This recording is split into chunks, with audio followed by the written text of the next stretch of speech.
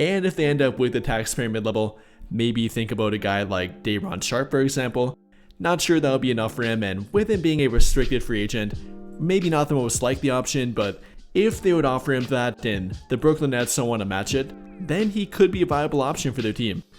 Only 23 years old, definitely has some mini Andre Drummond kind of talent to his game, is a great rebounder, great screen setter, very physical bruising big man, which of course is kind of the topic and trend of this video, and Day'Ron Sharpe definitely would fill that mold for them.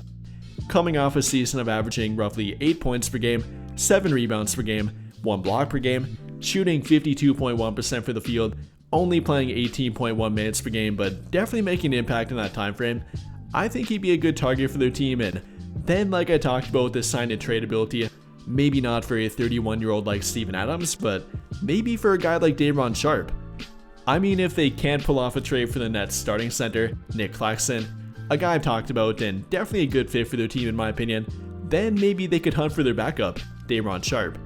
Like I said, maybe could pull off a sign and trade for him, is required to be a 3-year contract up to a 4 or 5-year contract, doesn't have to be any guaranteed salary here, could even be a veteran minimum non-guaranteed salary. Obviously that wouldn't be enough here, but could be anything from a 3-year $15 million contract, kind of comparable to the taxpayer mid-level exception, or maybe something like a 3-year $20 to $25 million contract to try and pry him away from the Brooklyn Nets. Something they might not be willing to match, or something that if they're not willing to offer Day'Ron Sharpe that kind of salary, maybe he'd rather take you with their team, and rather than lose him for nothing, the Nets might agree to a sign and trade with him.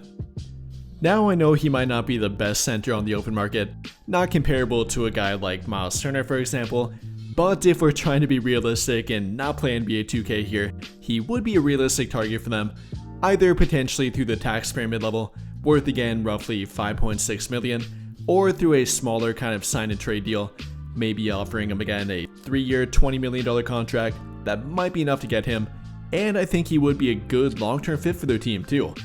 Again, only 23 years old, only appears to be getting better, both offensively and defensively, and then always has been and always will be a great rebounder, which would address a few needs to their team. So I would keep an eye on Day'Ron Sharpe.